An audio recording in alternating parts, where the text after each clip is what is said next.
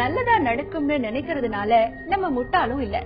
தப்பா எதுவுமே நடந்துடக் கூடாதுன்னு பயப்படுறதுனால நம்ம கோழையும் இல்ல. நம்ம என்ன செய்யணும் அப்படிங்கறத சரியான நேரத்துல தெளிவா சிந்திச்சு செயல்பட்டா வாழ்க்கை எப்பவுமே வானவில் போல அழகா இருக்கும். மனசை தெளிவாக்கி சிந்தனையை செம்மையாக்க மனதோடு பேசலாம் வாங்க. தொடர்புக்கு 0443602942 044304227777. இன்னைக்கு நம்ம நிகழ்ச்சிக்கு மனநல மருத்துவர் டாக்டர் சுபா சார்ஸ் வந்திருக்காங்க. மனநல ஆலோசகர் வசந்தி பாபு வந்திருக்காங்க. ரொம்ப சந்தோஷம் டாக்டர் நீங்க வந்ததுக்கு. ரொம்ப சந்தோஷம் வசந்தி பாபு. இப்போ நம்மளுடைய இணைப்புல மதுரையில இருந்து சுமதி இருக்காங்க. சுமதி, இன்னைக்கு இந்த நிகழ்ச்சியில என்னமா பகிர்ந்துக்க போறீங்க? Ma'am good morning. Good evening ma'am. சொல்லுங்கம்மா. மேம் இந்த மாதிரி ஹஸ்பண்ட் கூட சேர்ந்து வளர்க்க சொல்லி முடிவு எடுத்திருக்கோம் மேம். சரிங்கம்மா. அவரோட பிரச்சனை என்னன்னா அவங்க அண்ணா ஒய்ஃபோட இல்லீகல் கான்டாக்ட்ல இருக்காரு. சரிங்கம்மா. அது தெரிஞ்சு நாங்க போலீஸ் கேஸ்ல எல்லாம் கொடுத்து வாழ மாட்டோம் சொல்லி நாங்க பிரிஞ்சு வந்துட்டோமா. சரிங்கம்மா. அதுக்கப்புறமும் கொஞ்சம் சரி நம்ம மாறிதான் பாப்போமே சொல்லி வந்து வாழலாம் வந்தோமா. வந்தப்போ 1.25 வயசு என் பொண்ணுக்கு. சரிங்கம்மா. என் பொண்ணு கிட்ட வந்து தப்பா நடக்க முயற்சி பண்ணாருமா. என் பொண்ணு கிட்ட தப்பா நடக்க முயற்சி பண்ணா அதை நான் பாத்துட்டு போலீஸ் கேஸ் கொடுத்து போலீஸ்ல விசாரிச்சாங்க. அதுக்கப்புறம் அவங்க சொன்னாங்க அவன் கூட நீ வாழ்றதுக்கு வாழாமே இருந்துடலாமான்னாங்க. இப்ப வீட்டு ஆளுகெல்லாம் என்னன்னா இப்ப திருந்திருப்பான், நீ வேணா போய் வாழ்ந்து பாருவான்னு சொன்னாங்க. எனக்கு அவன் கூட வாழ பயமா இருக்கு. நான் ஒரு பொண்ணை வச்சிருக்கிறேன், அதுக்கு நான் என்னமோ பண்ணணும். கண்டிப்பாமா நம்ம இதை பத்தி கேட்கலாம். டாக்டர் இதுக்கு என்ன பண்ணுவோம்? அதாவது நீங்க சொல்ற காரியங்கள் ரொம்ப ஷாக்கிங்கா இருக்குது. அதாவது ஒரு ஆனாலும் சில வேளை சொல்லுவாங்க truth is Stranger then fiction அப்படின்னு சொல்லுவாங்க. கதைகளை விட உண்மை சம்பவங்கள் வந்து சில வேளை ரொம்ப அதிர்ச்சியா இருக்கும் அப்படின்னு சொல்லுவாங்க. இப்ப வந்து நீங்க சொல்றீங்க கல்யாணம் ஆகி உங்களுக்கு எத்தனை வருஷமா இருக்கும்? இது 3வது வருஷமா? இது 3வது வருஷம். சரி, 2 வருஷம் முடிஞ்சிருக்கு. அப்ப கல்யாணம் ஆகி கொஞ்ச நாள்லயே அவரோட அண்ணனோட ஒய்ஃபோட உங்க ஹஸ்பண்ட் தொடர்பு வச்சிருந்தாரு அப்படின்னு சொல்லி நீங்க போலீஸ் ஸ்டேஷன் வர போய் அதை கம்ப்ளைண்ட் பண்ணீங்களாமா? ஆமாமா. ஓ சரி. அதுக்கப்புறம் திருப்பி வந்து இதுல நீங்க குழந்தை உண்டாயிட்டீங்க. அப்ப அந்த பிரசவத்துக்காக பிரிஞ்சு இருந்திருப்பீங்க.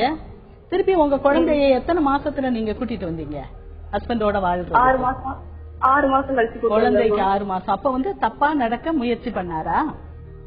ஆமாமா. 1.25 வயசு இருக்கும்போது முயற்சி பண்ணாருமா. அத நான் பாத்துட்டு அவங்கிட்ட சண்டை போட்டு போலீஸ் கேஸ் கொடுத்தோம். சரி. அப்ப போலீஸ் எல்லாம் சொல்லிட்டாங்க நீவே கூட வாழைய வேணாமா, தனியா இருந்துக்கோங்க. சரி. இப்ப நீங்க சொல்லுங்க.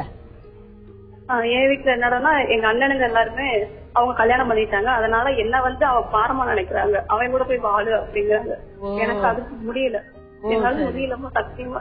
இல்லன்னா செத்துடலாம் போல இருக்கு. ஓ சரி. சாவு எப்பவும் தீர்வு இல்ல. எல்லாரும் ஒரு நாள் போகதான் செய்யணும். இந்த உலகத்துல யாரும் நிலை கிடையாது, எல்லாரும் போய் சேரதான் செய்யணும். அதுக்கு நம்ம ரொம்ப அவசரப்படக்கூடாது. உங்களை நம்பி ஒரு குழந்தை வேற இருக்கிறா. இத வந்து நம்ம 2 விதமா டீல் பண்ணலாம். அதாவது ஒரு எக்ஸசிவ் சந்தேகமோ அப்படின்னு சொல்லி எக்ஸசிவ் அலர்ட்னஸோ அப்படின்னு சொல்லிட்டு நம்ம ஒரு யூகத்திலையும் நம்ம வந்து டீல் பண்ணலாம். இல்ல இது உண்மை அப்படின்னு சொல்லிட்டு எடுத்து டீல் பண்ணலாம். நான் வந்து இத வந்து ஒரு எக்ஸசிவ் உங்களுக்கு ஒரு அலர்ட்னஸோ எக்ஸசிவ் ஒரு சந்தேகமோ ஒரு யூகம் வந்து சில வேளை சந்தேகம் மாதிரி சில வேளை டேர்ன் ஆயிரும். அப்போ வந்து நம்ம ஹஸ்பண்ட் வந்து பேசினா கூட அவங்களோட ரொம்ப இதா பேசுறாரு. சில வேளை சில விஷயங்கள் நமக்கு கண்ணுக்கு நடந்த மாதிரி நம்ம மூளை கற்பனை பண்ணிக்கிடும். ஆனா சில வேளை நடந்திருக்காது. இப்போ நீங்க சொல்றீங்க உங்க அண்ணனோட நான் வாழ்றேன், அண்ணன் பிரச்சனை பண்றாரு அப்படின்னு சொல்லிட்டு நீங்க வந்து ஒரு மனநல மருத்துவத்தையும் ஒரு கன்சல்ட் பண்ணீங்கன்னா நல்லா இருக்கும். இது உண்மை அப்படிங்கிற பட்சத்துல நம்ம வந்து திருப்பி நீங்க சேர்ந்து வாழ்றதுக்கு வழி இல்லை. ஏன்னா 1 வயசு பிள்ளையோட ஒரு தகப்பன் வந்து தவறாக பிஹேவ் பண்ணாருன்னா இதுக்கு சான்ஸே இல்லை. நீங்க அங்க போய் வாழ்றதுக்கு சான்ஸ் இல்ல. நீங்க திருப்பி ஒரு மறு கல்யாணம் பண்ணிக்கலாம். டைவர்ஸ் வந்துருச்சா என்னன்னு தெரியல, டைவர்ஸ் ஆயிருக்காதுன்னு நினைக்கிறேன். அதனாலதான் திருப்பி நீங்க போய் வாழ சொல்றாரு. ஆனாலும் நீங்க ஒரு தப்பு பண்றீங்க, அவசரப்பட்டு போலீஸ்க்கு போறீங்க. போலீஸ்க்கு இது வேலை அல்ல. இதை நீங்க முதல்ல நல்லா இது பண்ணிக்கிடணும். சரியா? இத வந்து எப்பவும் வந்து போலீஸுக்கு போறதோட உங்க கணவர்கிட்டே கேட்கலாம். என் அக்கா அவங்க அதாவது அண்ணியோட நீங்க எதுக்காக பேசுறீங்க, ஏன் இப்படி இருக்கிறீங்க அப்படின்னு உங்க சந்தேகத்தை தெளிவு பண்ணலாம். உடனே ராங் கன்க்ளூஷன் போகக்கூடாது. அவர் பேசிக்கிட்டு இருக்கிறத பார்த்த உடனே அவர் அன்பா இருக்கிறாரு, லவ் பண்றாரு, என்னைய விட்டுட்டாரு அப்படின்னு நீங்க கொஞ்சம் அவசரப்பட்டீங்களோன்னு எனக்கு தோணுது.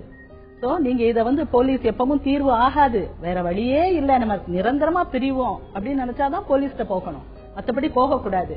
நீங்க இன்னொரு சான்ஸ் எடுங்க, டாக்டர்கிட்ட போங்க, என்ன சந்தேகப்படுறனா இல்ல என் கண்ணுக்கு அப்படி தெரியுதா இல்ல உண்மையில நடக்குதா, உங்களுக்கு உண்மை மாதிரி தான் இருக்கும்.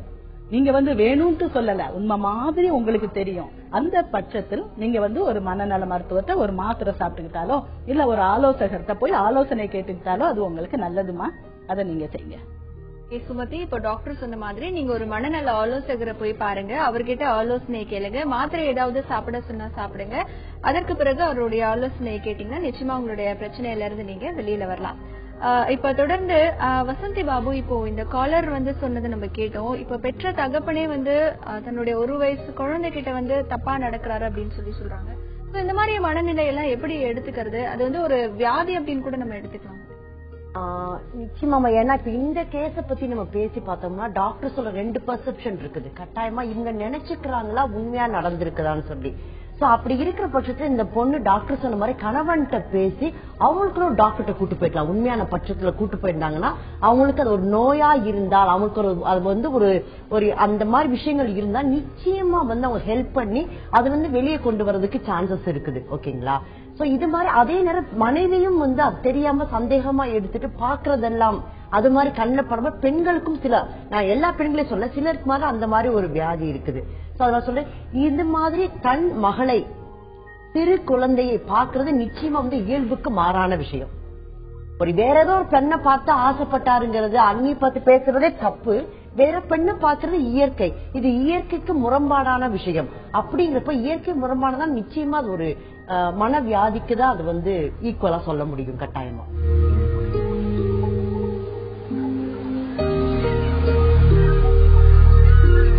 ஈரம் இருக்கிற வரைக்கும் இலைகள் உதிராம இருக்கும். அதே மாதிரிதான் வாழ்க்கையில நம்பிக்கை இருக்கிற வரைக்கும் வாழும் நாட்கள் சுவாரஸ்யமா இருக்கும். நம்பிக்கை வளர்க்க, வாழ்க்கையை சுவாரஸ்யமாக்க மனதோடு பேசலாம் வாங்க. தொடர்புக்கு 044 3063 2994 044 3042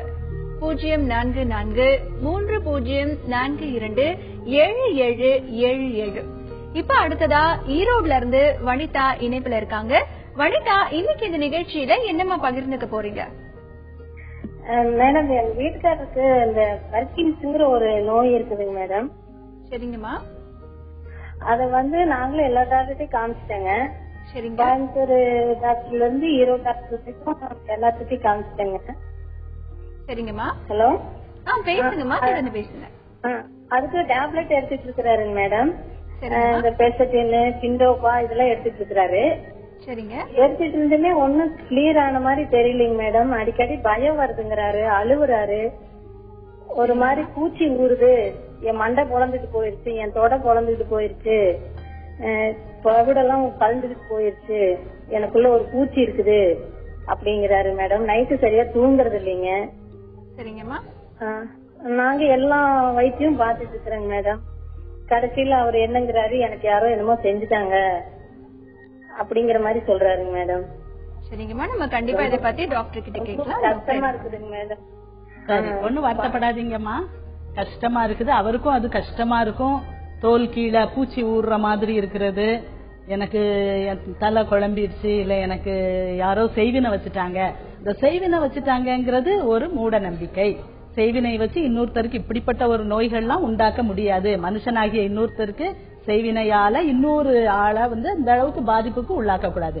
நம்ம அப்படி ஒரு மூட நம்பிக்கைக்கு உள்ள போனோம்னா அவருக்கு தேவையான விஷயத்த செய்யாம விட்டுருவோம்.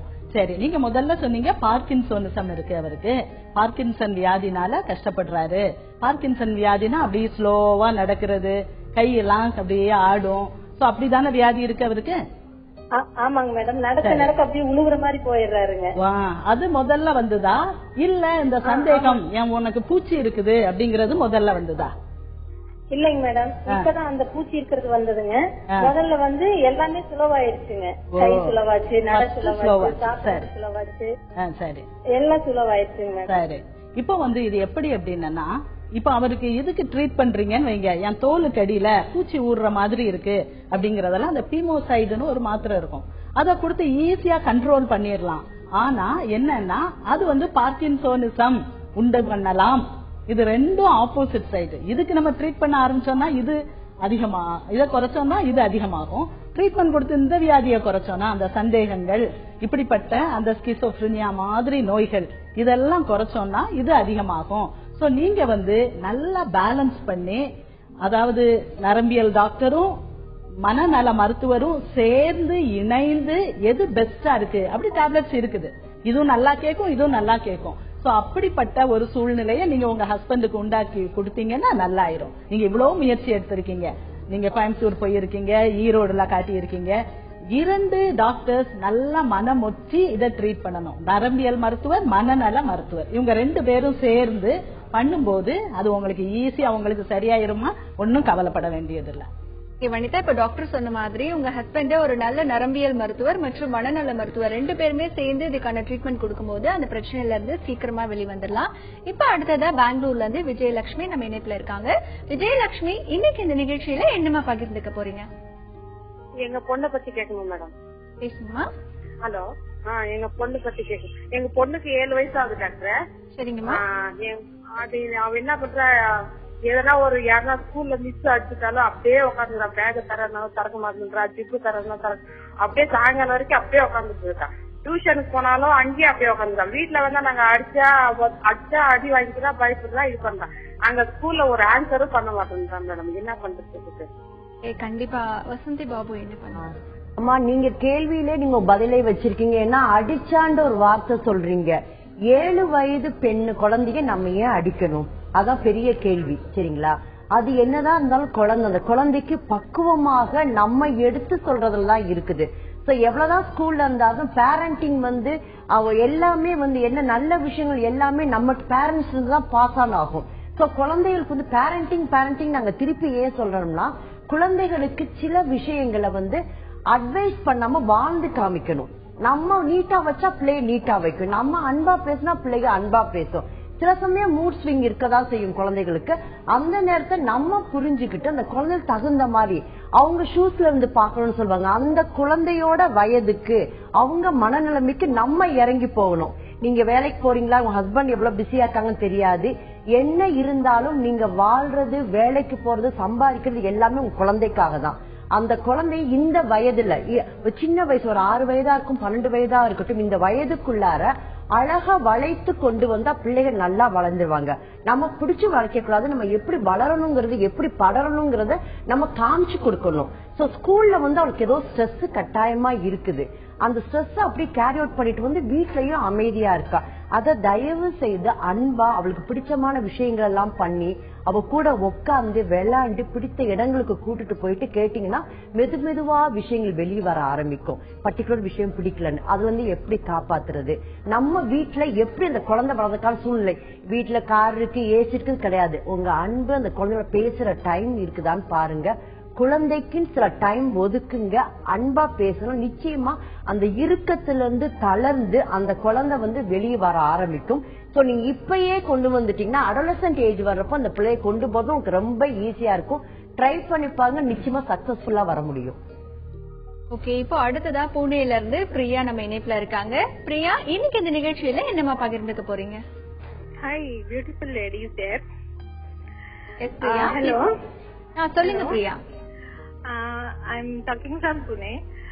Shubha Charles ma'am, you're so fancy, you're so nice, and Vasanthi Babu ma'am, so down to earth, you're so lovely. And இப்போ எனக்கு என்ன கொஸ்டின்னா, இப்போ ஒப்சீன் லவ் சீன்ஸ் எல்லாம் வரும்போது ஒரு குழந்தைங்க கிட்ட பேரண்ட்ஸ் எப்படி டக்குன்னு remote we have to change, like that's what we have been brought up. Maybe 90s, 80s lala apdida, maybe our parents used to do, avoid, so we'll also go inside. Ipo vandu actually I attended a parenting idu school la, avanga vandu maatha vendam appdin solranga, let your children see appdin, because I have a child, that is daughter, about 11 and a half years, nice daughter. So appa ukkandu relaxed ah paakumbodhu maybe sometimes எனக்கு ஒரு மாதிரி இருக்கு, maybe எப்படி மாத்துறதா, so நான் மாத்திடுங்க அப்படி இன்ஸ்டன்டா சொல்றேன். Because வைனா நம்மளே கூப்பிட்டு காமிக்கிற மாதிரி இருக்கா அப்படி. சோ எப்படி இந்த மாதிரி, பிகாஸ் இப்போ வர ப்ரோக்ராம்ஸ்ல ஏதோ vulgarity, some movies something is there actually, it's a part. So I just want to know answers from you beautiful ladies. Okay, நான் phone வச்சு டிவில கேட்கிறேன். And I'm so lucky, I just came, நான் இப்பதான் வந்தேன் வீட்டுக்கு. அப்போ I just called off, I got the line. I'm so happy talking to you. Sure, கண்டிப்பா இத பத்தி நம்ம கேட்கலாம். சுபாச்சல் என்ன பண்ணுங்க? Thank you for your nice words, kind words, and your ரொம்ப fluent-ஆ நீங்க எங்களை புகழ்றீங்க. Thank you so much. அதுக்கப்புறம் நீங்க ஒரு பியூட்டிஃபுல் கேள்வி கேக்குறீங்க. இது பிராக்டிக்கலா எல்லார் வீட்லயும் எல்லாரும் ஃபேஸ் பண்ற ஒரு விஷயம். நான் ஃபேஸ் பண்றேன், எல்லாருமே ஃபேஸ் பண்றோம். சோ நீங்க என்ன சொல்றீங்க, அதாவது ரொம்ப ஒரு நெருக்கமான இன்டிமேட் சீன்ஸ் வரும்போது நம்ம சேனல்ல மாத்தலாமா? அப்படிதான் எங்க அப்பா அம்மா பண்ணாங்க. ஆனாலும் நான் பேரண்டிங் மீட் போனேன், அதுல வேண்டாம் அப்படின்னு சொல்றாங்க. எது கரெக்ட் அப்படின்னு கேக்குறீங்க. நான் உங்களை ஒரு சில நூற்றாண்டுகள் பின்னால உங்களை அழைச்சிட்டு போனா இதோட ஸ்டீமி சீன்ஸ் நம்ம டெம்பிள்கள்ல இருக்கும். சோ பேசிக்கா அது ஒரு ஹியூமன்ஸ் உடைய இன்டராக்ஷன். சோ இதனால தப்புகள் வராது அப்படின்னு சொல்லிதான் நம்ம டெம்பிள்ஸ்ல இருந்திருக்கு. முன்னால நம்ம இதிகாசங்கள் மாதிரி அந்த காலத்துல உள்ளதுல எழுதி இருக்காங்க இத பத்தி. சோ நமக்கு அது it won't affect too much. So ஆனாலும் இந்த பொண்ணு இப்ப அடலசன்ட் பொண்ணு. சோ அவளுக்கு இத ஒரு 3 வயசு பிள்ளை பார்த்தா கூட ரொம்ப அட்ராக்ட் ஆகாது. பட் அடலசன்ட் பொண்ணு பார்க்கும்போது அட்ராக்ட் ஆகுவாங்க. ஸ்டீமி சீன்ஸ் இருக்கும் அப்படின்னா நீங்க அந்த பிலிமா பாக்காதீங்க.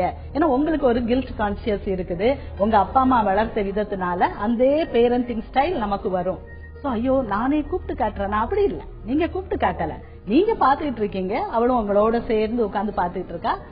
தெரியாம உங்களுக்கு நீங்க ப்ரெடிக்ட் பண்ண முடியாது. திடீர்னு இப்படிப்பட்ட ஒரு ஸ்டீமி, அதாவது கொஞ்சம் அதிகமான அந்த காட்சிகளை சில வேளை அதை ரொம்ப அதிகமா எதுவும் அதிகமாகும் போது அசிங்கமாயிரும். சோ அது மாதிரி சில காட்சிகளை பார்க்கும்போது நம்ம மாத்திரலாமா அப்படின்னு சொல்லிட்டு அவள்கிட்ட ஒரு அதை கேஷுவலா காட்டி அதை கேஷுவலா அதை மாத்தலாம்.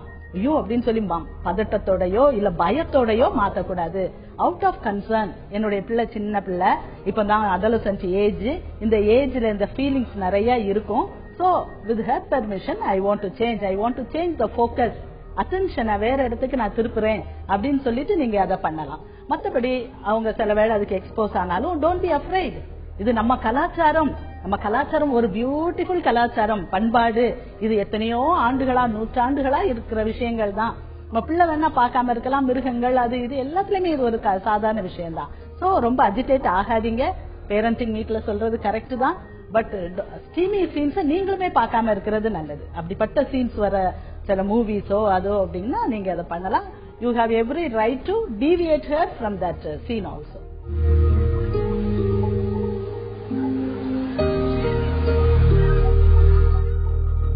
ஒரு நபர் மேல நமக்கு வெறுப்பு வர காரணம் அவங்களுடைய வெளிப்புற நடவடிக்கையோ இல்ல தோற்றமோ இல்ல.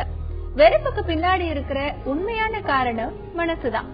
அது நம்ம மனசாவும் இருக்கலாம், இல்ல எதிரில இருக்கவங்களுடைய மனசாவும் இருக்கலாம்.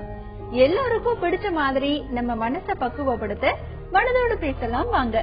தொடர்புக்கு 0443632994 0444327777. இப்ப அடுத்ததா சென்னையில இருந்து ஸ்வேதா நம்ம இணைப்புல இருக்காங்க. ஸ்வேதா, இன்னைக்கு இந்த நிகழ்ச்சியில என்னமா பகிர்ந்துக்க போறீங்க? மேடம், எனக்கு கல்யாணம் ஆகி ஒரு பொண்ணு இருக்கு மேடம், 7 வயசுல. சரிங்கம்மா. அவங்க எங்க ஹஸ்பண்ட் நாங்க என் பொண்ணு ஒரு 3 வயசு இருக்கும் போது பிரிஞ்சுட்டாங்க. இப்போ ரீசெண்டா ஒரு 6 மந்த்ல எனக்கு ஏஜ் கம்மி தான், 23 தான் ஆகுது. எங்க வீட்டுல எனக்கு வேற ஒரு லைஃப் அமைச்சு கொடுத்தாங்க. பட் அவங்க என்ன சொல்லிருந்தாங்க, கல்யாணத்துக்கு முன்னாடி எல்லாம் பாப்பாவை நம்ம கூடவே வச்சுக்கலாம், நாமளே வளர்க்கலாம் அப்படி இப்படின்னு சொல்லிட்டு இருந்தாங்க. இப்போ திடீர்னு வேண்டாம், நான் அவளெல்லாம் வளர்க்க முடியாது, அவன் அம்மா கூடவே இருக்கணும், நீ மட்டும்தான் உன்னை மட்டும்தான் நான் பார்க்க முடியும், அவளெல்லாம் பார்க்க மாட்டேன், அவளையும் பார்க்க மாட்டேன், உங்க அம்மாவும் பார்க்க மாட்டேன் அப்படி இப்படின்றாங்க மேடம். எனக்கு இப்போ லைஃபா என் பொண்ணான்னு யோசிக்கும் போது எனக்கு என் பொண்ணுதான் முக்கியமா தோணுது, எனக்கு என் லைஃப் முக்கியமா தோணல. அதனால எனக்கு என்னால தனியா என் பொண்ணுக்காக வாழவும் முடியல, இவங்களோட சேர்ந்து என்னால வாழ்க்கையும் நடத்த முடியல. ஒரு பெரிய ஒரு நரகத்துல மாட்டிக்கிட்ட மாதிரி ஒரு பெரிய ஃபீலிங் மேடம். எனக்கு என்ன பண்றது, நான் வாழ்ந்துதான் ஆகணும். என் பொண்ணு என் லைஃப் முடிஞ்சு போச்சு, என் பொண்ணு லைஃப்காவது நான் வாழ்ந்துதான் ஆகணும். அவளாவது நல்ல நிலைமை கொண்டு வரணும். என் வாழ்க்கை மாதிரி என் பொண்ணோட வாழ்க்கை ஆகக்கூடாதுன்னு ஒரு உறுதியா இருக்கேன். பட் அது என்னால எதுவுமே பண்ண முடிய மாட்டேங்குது. இதுக்கு என்ன ஒரு தீர்வு? இது நான் என்ன பண்ணா இவங்க இருந்து வெளியே வந்து என் பொண்ணை நான் காப்பாத்தலாம்? இவங்களா எவ்வளவு பிரைன் வாஷ் பண்ணி பாத்துட்டேன், எல்லாம் தெரிஞ்சுதானே நீங்க கல்யாணம் பண்ணீங்க. இப்ப ஏன் என் பொண்ணு வேணான்றீங்க? என் பொண்ணு நான் என்ன பண்ணுவேன்னு எல்லாம் கேட்டு பாத்துட்டேன். இவங்க என்ன சொல்றாங்க, அதெல்லாம் முடியாது அப்படின்னு ரொம்ப ஆசையா நடந்துக்கிறாங்க. ஒரு என்னன்னா அது அவங்க லைஃப் தான் உங்களுக்கு முக்கியம், யார பத்தி எனக்கு கவலை இல்ல, எனக்கு ஏன் லைஃப் தான் முக்கியம் அப்படின்றாங்க. இத்தனைக்கும் அவங்க ஒரு கவர்மெண்ட் சர்வெண்ட் தான் மேடம், ஒரு காவல்துறையில இருக்காங்க. பட் அது சொல்லக்கூடாதுன்னு நான் சொல்லிட்டேன். பட் இது எப்படி நான் பண்ணலாம், எப்படி ஃபேஸ் பண்ணலாம்? அதுவும் இல்லாம என்னோட குவாலிஃபிகேஷன் வந்து ரொம்ப கம்மி தான். நான் 10th தான் படிச்சிருக்கேன். எங்க அம்மா வந்து அப்பா இறந்ததுனால அந்த சூழ்நிலையில சின்ன வயசுல எனக்கு மேரேஜ் முடிச்சுட்டாங்க. 15 வயசுல 10th முடிச்ச உடனே. இப்ப 16 வயசுல நான் ஒரு குழந்தை தாய் ஆயிட்டேன். இப்ப 7 வயசு என் பொண்ணு 3 வருஷம் படிச்சுட்டு இருக்கா. அவளோட லைஃப் நான் எப்படி மேடம் சேவ் பண்ணுவேன்? அவளை நான் எப்படி காப்பாற்றுவேன்? எனக்கு வந்து எங்கேயும் தெரியாம அழுகுறேன். என்ன நானே சமாதானப்படுத்திக்கிறேன். அவளை நினைச்சிட்டு நான் என்னையே நான் தைரியமாக்கிக்கிறேன். ஃபர்ஸ்ட் எல்லாம் வாரத்துல ஒரு நாளைக்கு போய் அவளை பாத்துட்டு வாங்க. ஓகே, கண்டிப்பா நம்ம இத பத்தி கேட்கலாம். வசந்தி பாபு என்ன ஸ்வேதா, உங்களோட கஷ்டம் புரியுது. ஆனா டாப் ப்ரையாரிட்டி எதுன்னு பாக்கணும் ஸ்வேதா. நீங்க செல்ஃப் அசஸ் பண்ணணும். உங்கள் கணவனா, குழந்தையா, தாயா, அது வந்து நீங்க நிச்சயமா எழுதலாம். ஃபர்ஸ்ட் கணவன்ல இருந்து பிடிக்காம வந்து 2வது கல்யாணம் பண்ணிட்டீங்க. அவர் எந்த துறையில இருந்தாலும் அதை பத்தி கவலைப்பட வேண்டாம். நம்ம ஏன் திருப்பி கல்யாணம் பண்ணி நீங்க போனீங்கன்னா உங்களுக்கு ஒரு கம்ஃபர்ட் ஜோன் கொடுப்பாரு, உங்க குழந்தைக்கு ஒரு தந்தையா இருப்பாரு, உங்க அம்மாவையும் பாத்துக்குவாருன்ற அந்த ஒரு அன்புக்காக கட்டுப்பட்டு தான் ஆசைப்பட்டு தான் நீங்க போனீங்க. அதுவே கிடைக்காத பட்சத்துல பணத்தை வச்சு என்ன ஸ்வேதா பண்ண முடியும்? இப்படி இருக்க நாளைக்கு என்ன வேணாலும் நடக்கலாம். அதனால நீங்க வந்து பிரையாரிட்டி எதுன்னு பாருங்க. அவர் வளர்ந்த மனிதர், ஒரு நல்ல வேலையில இருக்காரு, அவர் எப்படி வேணாலும் வாழ்ந்துட்டு போலாம். பட் உங்க 7 வயது குழந்தையும் உங்கள் தனித்து விடப்பட்ட தாய் யாரு பாத்துப்பா? நீங்க தான் பாத்துக்க வேண்டும். சோ நல்லா நீ யோசனை பண்ணுங்க. இது நாங்க சொல்ற முடிவு கிடையாது. நீங்களே உட்கார்ந்து ஒரு செல்ஃப் அசஸ்மெண்ட் பண்ணுங்க. நம்ம நிலைமை எப்படி இருக்குது, கணவரோட நிலைமை எப்படி இருக்கு, குழந்தை, அம்மா அப்படின்படி பாத்தீங்கன்னா நிச்சயமா வந்து இதுக்குதான் இம்பார்ட்டன்ஸ் கொடுக்கற மாதிரி வரும். அப்படி வர்றப்ப நீங்க படிப்பு இப்ப முக்கியம் கிடையாது ஸ்வேதான். இப்போ ஏன்னா உங்களால முடியும் ஒரு தன்னம்பிக்கை, ஒரு சின்ன டெய்லரிங் மிஷின் இருந்தா கூட போதும். அதை வச்சு எவ்வளவோ சம்பாதிச்சு, எவ்வளவு நிறைய படிச்சவங்களை விட நிறைய சம்பாதிச்சு இருக்கிறவங்க நிறைய பேர் இருக்கிறாங்க. எங்ககிட்ட வந்து நிறைய சாம்பிள்ஸ் இருக்குது. சோ உங்கள் தன்னம்பிக்கை நிச்சயமா உங்களால வாழ முடியும்ங்கிறது வேணும். 2வது உங்க அம்மாவையும் உங்க பொண்ணையும் பாத்துக்க வேண்டிய அந்த சூழ்நிலை இருக்கிறதுனால அவங்களுக்காக இன்னும் டபுள் தன்னம்பிக்கையோட முயற்சி பண்ணீங்கன்னா சின்ன வேலையை ஆரம்பிக்கிறது. ஒரு சின்ன உங்களுக்கு என்ன பிடிக்கும்னு தெரியல, நான் சொன்ன சும்மா டெய்லரிங் மிஷின் சொன்னது என்ன இன்ட்ரெஸ்ட் இருந்ததுன்னா ஒரு மிஷினோட ஆரம்பிக்கிறது பெரிய கடையாகி பெருசா கூட ஆகலாம். சோ நல்லா உட்கார்ந்து பேசுங்க கணவர்கிட்ட. இதான் என் வாழ்க்கை, என்னோட இது வந்தாதான் என்னோட குழந்தையோட என் அம்மாவோட ஏத்துக்கிறாருன்னா உங்களோட வரேன்னு சொல்லுங்க. அப்படி இல்லாத பட்சத்துல அந்த வாழ்க்கை தேவையில்லை ஸ்வேதா. தனியா வாங்க, உங்க அம்மா உங்க பொண்ணை பாத்துக்குவாங்க, நீங்க சம்பாதிப்பீங்க, குழந்தைய வளர்த்து நல்லா கொண்டு வந்துடலாம். குழந்தைய அம்மா தயவு செய்து தனியா விட்டுறாங்க. உங்களால ஒரு பெண் நினைத்தால் முடியாதது எதுவுமே கிடையாது ஸ்வேதா. நீங்க ட்ரை பண்ணுங்க, நிச்சயமா சக்சஸ்ஃபுல்லா வருவீங்க. இப்ப அடுத்ததா சென்னையில இருந்து பெயர் சொல்ல விரும்பாத ஒரு நேயர் நம்ம இணைப்புல இருக்காங்க. வணக்கம்மா, இன்னைக்கு இந்த நிகழ்ச்சியில என்ன பகிர்ந்துக்க போறீங்க? ஹலோ மேடம், வணக்கம். நான் வந்து சென்னையில இருந்து பேசுறேன். என் டாட்டர் +1 படிக்கிறா. மொபைல்லயே இருக்கா மேடம். அவ ஒரு நிமிஷம் படிச்சான்னா மறுபடியும் போய் மொபைல பாக்குறா. அந்த நெட் கனெக்ஷன் எல்லாம் இருக்கு. அவங்க அப்பா 9th வாங்கி கொடுத்துட்டாங்க மொபைல். எவ்வளவுன்னு சொன்னேன், கேட்கவே இல்ல.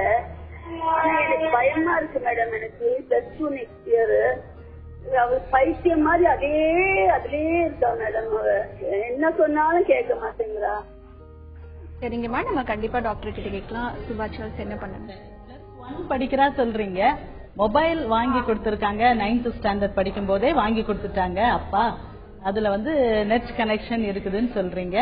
ஒரு நிமிஷம் படிக்கிறா, அடுத்த நிமிஷம் மொபைலுக்கு போறான்னு சொல்றீங்க.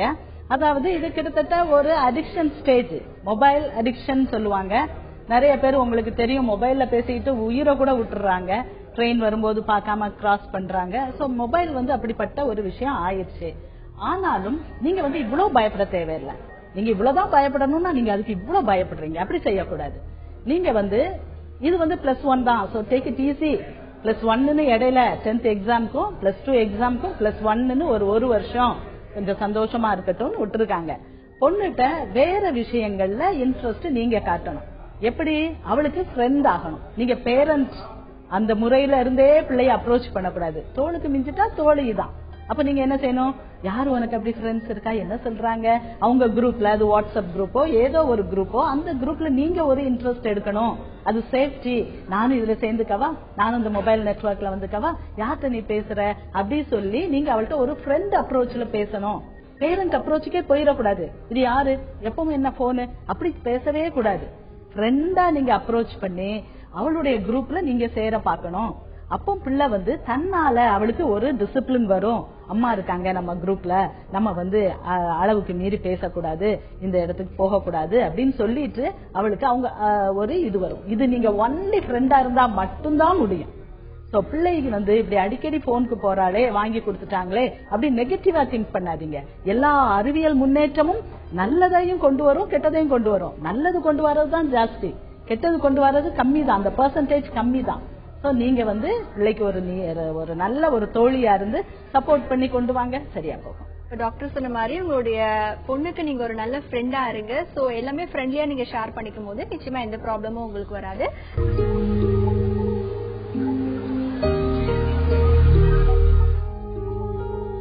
ஒவ்வொரு இரவுக்கு பின்னாடியும் ஒரு விடியல் வரும். அதே மாதிரிதான் நம்ம வாழ்க்கையிலயும் ஒவ்வொரு சோதனைக்கு பின்னாடியும் வாழ்க்கையில அனுபவமும் வெற்றியும் பரிசா வரும். சோதனைகளை தாண்டி வெற்றியை பரிசா பெற மனோதைரியம் ரொம்பவே அவசியம். மனதை தைரியமாக்க மனதோடு பேசலாம் வாங்க. இப்ப அடுத்ததா சென்னையில இருந்து நாராயணன் நம்ம இணைப்புல இருக்காரு. வணக்கம் நாராயணன், இன்னைக்கு இந்த நிகழ்ச்சியில என்ன பகிர்ந்துக்க போறீங்க? மேடம், எனக்கு 55 இயர்ஸ் ஆகுது. சரிங்க. பட் எனக்கு ஆங்ஸைட்டி டிசார்டர் அப்படின்னு ஒரு விஷயம், ஒரு கம்ப்ளைண்ட் இருக்கு. அதுக்காக மருந்து சாப்பிட்டு இருக்கேன். இந்த காலத்தால என்னால ஆபீஸ்க்கு அடிக்கடி போக முடியல. பட் அப்படி இருந்தும் ஏதோ மேனேஜ் பண்ணி போயின்னு தான் இருக்கேன். நடுவு லீவ் போட்டு பட் மேனேஜ் பண்ணி போயின்னு இருக்கேன். பட் இந்த ஸ்டேஜ்ல நான் என்ன ஃபீல் பண்றேன்னா, எனக்கும் ரிலேஷன்ஸ் யாருமே கிடையாது, தனியா தான் இருக்கேன். ஒய்ஃப் சைடு யாரும் ரிலேஷன் கிடையாது, தனியா தான் இருக்கும். எனக்கு 55 இயர்ஸ் ஆகுது, ஒய்ஃப்க்கு 50 இயர்ஸ் ஆகுது. அதனால நான் ஒய்ஃப் என்ன சஜஸ்ட் பண்ணேன்னா, நம்மளுக்கு யாருமே இல்லை நம்மள கவனிச்சுக்கிறதுக்கு, அதனால நம்ம சைல்டு அடாப்ட் பண்ணிக்கலான்ட்டு ஒய்ஃப்க்கு சஜஸ்ட் பண்ணேன். பட் அவங்க என்ன சொன்னாங்க, எனக்கு ஏற்கனவே 50 வயசு ஆயிடுச்சு, இனிமேதான் என்னால குழந்தை எடுத்து வளர்க்கறதுலாம் முடியாத விஷயம் அப்படின்னாங்க.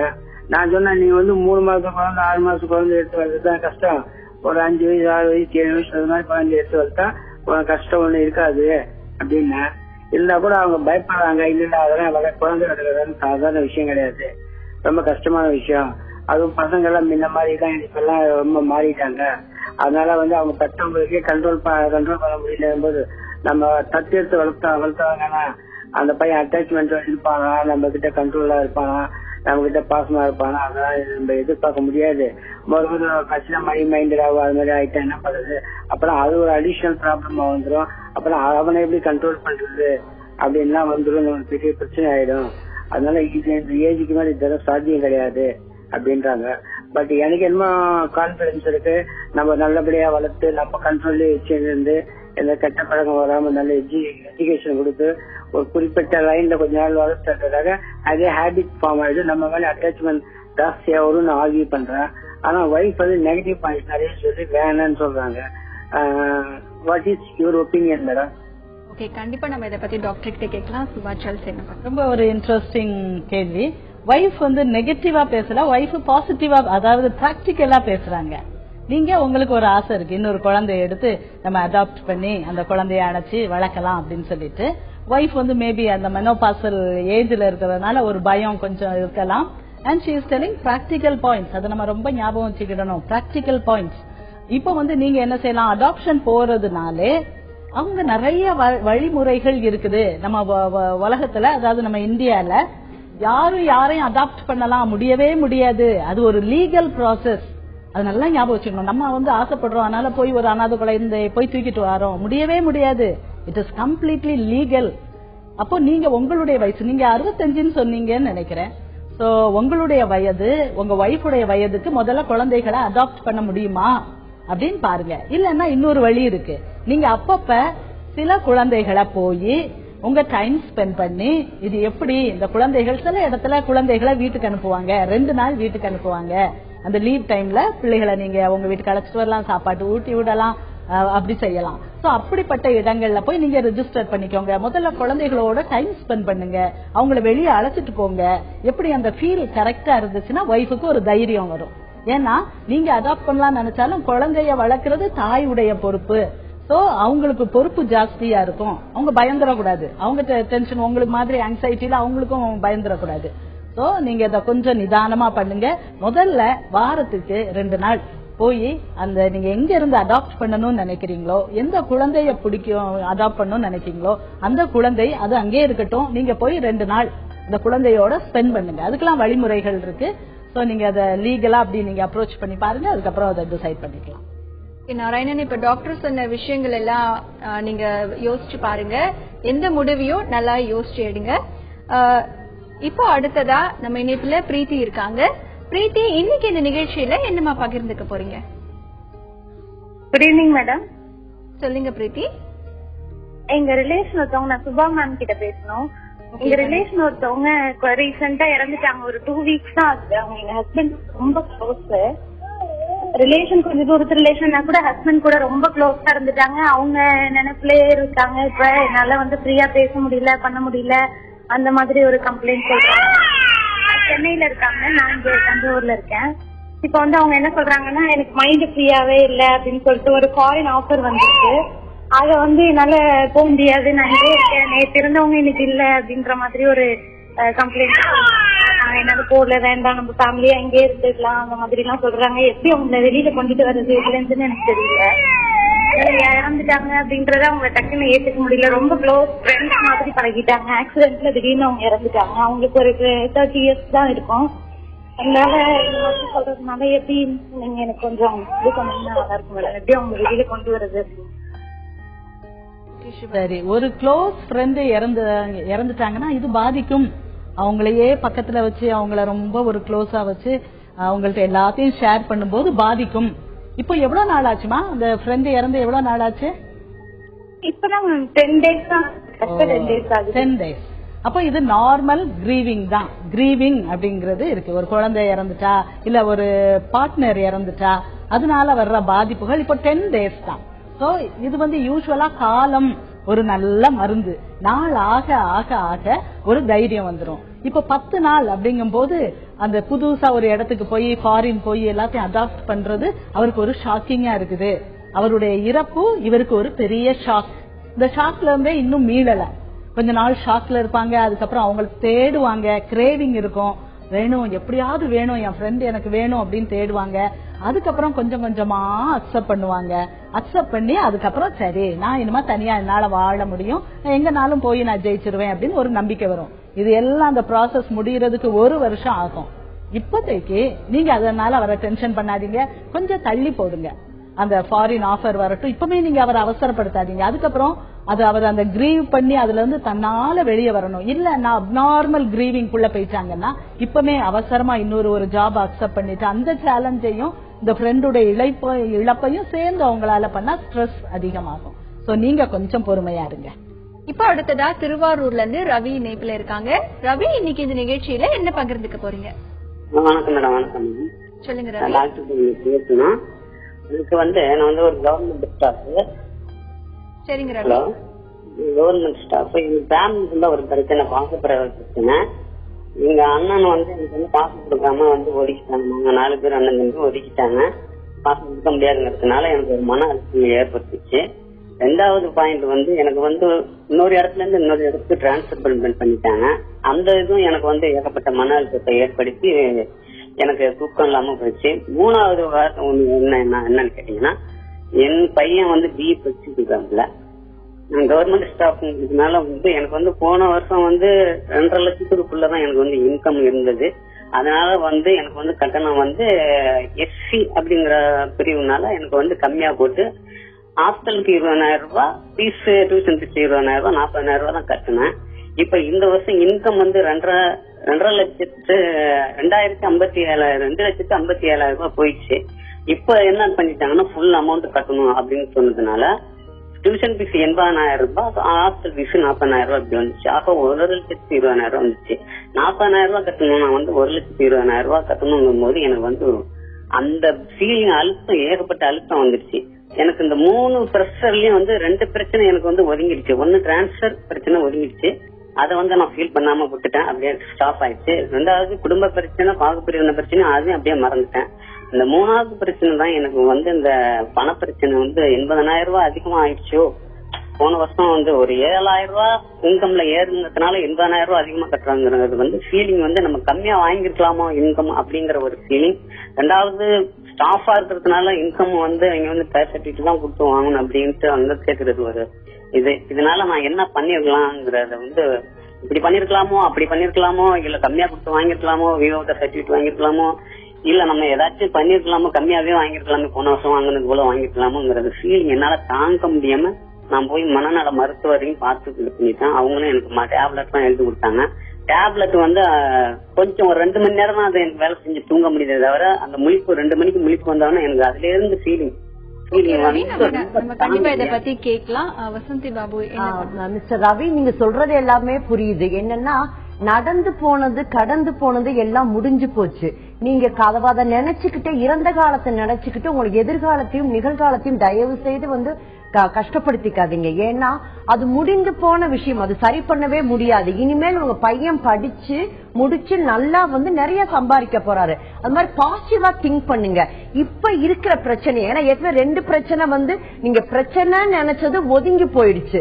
சோ அதே மாதிரி இந்த பிரச்சனையும் சீக்கிரம் ஒதுங்கி போயிரும் நினைச்சுக்கிட்டு எங்க பணம் வாங்கலாம், எப்படி படிக்க வைக்கலாம்ங்கறத அடுத்த வழிகளை நீங்க பார்க்க ஆரம்பிங்க. நல்ல ஃப்ரெண்ட்ஸ் இருப்பாங்க, நிறைய பேங்க் இருக்கும். அப்படிங்கிறப்ப அந்த பணத்தை வாங்கி கட்டி படிக்க வச்சீங்கன்னா படிப்புக்கு தான் நீங்க செலவு பண்றீங்க. அப்படி வர்றப்ப நிச்சயமா உங்க மகன் நல்லா படித்து முடித்து வர்றப்ப நீங்க ராஜா மாதிரி உட்காந்து கால் மேல கால் போட்டுட்டு இருக்கலாம். சோ அந்த மாதிரி எண்ணங்கள் இருக்கிறப்பதான், அந்த மாதிரி நினைவுகள் கொண்டு போறப்பதான் இந்த வேதனையெல்லாம் போகும். நீங்க டாக்டர்கிட்ட போனீங்க, மாத்திரை சாப்பிடுறீங்க, எல்லாமே ஓகே. அதையும் மீறி நீங்க சும்மா உங்க உடல் தான் படுத்திருக்கு, மனம் தூங்கல. மனம் தூங்கணும்னா நீங்க நிதானமாக யோசனை பண்ணி பாருங்க. இதுவும் கடந்து போகும். நிச்சயமா இந்த விஷயம் போயிடும். எனக்கு நல்ல வாழ்க்கை என் பையனுக்கு வரப்போது, நல்லா வாழ போறேன்னு நினைச்சீங்கன்னா இந்த பணம்ன்ற ஒரு சின்ன விஷயம் உங்களுக்கு கஷ்டப்படுத்தக்கூடாது. ஐயாட்டா ஹெல்ப் பண்ணா நாளைக்கு திருப்பி பே பண்ணிடலாம். பிள்ளை நல்லா வருமானு நினைச்சா அதுக்கான வழிமுறைகளை யோசிங்க. அந்த வழிமுறைகளை யோசிச்சதுக்கு அப்புறம் செயல்படுத்தலாம். நிச்சயமா அதுக்கு பாசிட்டிவான ரிசல்ட் வரும். உங்களுக்கு இந்த பிரச்சனை போயிடும், நல்லா தூங்குவீங்க, உங்களுக்கு நல்ல எதிர்காலம் இருக்கும். ரவி, வசந்தி பாபு சொன்ன விஷயங்கள் எல்லாம் ஃபாலோ பண்ணுங்க. நிச்சயமா உங்க பிரச்சனையில இருந்து நீங்க வெளிவரலாம். இன்னைக்கு நிறைய நேர்கள் எல்லாமே கால் பண்ணாங்க, அவங்களுக்கான ஒரு நல்ல தீர்வுகள் கொடுத்தீங்க. நன்றி சுபாச்சல், நன்றி வசந்தி பாபு. வாழ்க்கையில நம்ம மத்தவங்களுக்கு பிடிச்ச மாதிரி வாழணும்னு நினைக்க ஆரம்பிச்சா நம்மளுடைய வாழ்க்கை நமக்கு பிடிச்ச மாதிரி இருக்குமா அப்படிங்கறதுக்கு உத்தரவாதம் கிடையாது. யாருக்கும் பாதிப்பு இல்லாம நமக்கு பிடிச்சதை செஞ்சுட்டு நமக்கு பிடிச்ச மாதிரி வாழ கத்துக்கிட்டோம்னா நம்ம பல பேருக்கு முன்னோடியா வாழலாம். உங்க வாழ்க்கைய உங்களுக்கு பிடிச்ச மாதிரி மாத்த தொடர்ந்து மனதோடு பேசலாம். உங்க மனசுல இருக்கிற கவலைகளை எங்க கூட ஸ்கைப் வலைதளத்துல பகிர்ந்துக்க மனதோடு .பேசலாம் அப்படிங்கிற ஸ்கைப் முகவரிக்கு திங்கள் முதல் வெள்ளி வரை மதியம் 2 மணியிலிருந்து 3 மணி வரைக்கும் வீடியோ காலிங் மூலமா தொடர்பு கொள்ளுங்க. மீண்டும் சந்திக்கும் வரை உங்களிடமிருந்து விடைபெறுவது அன்புடன் ஹேமா ராகேஷ்.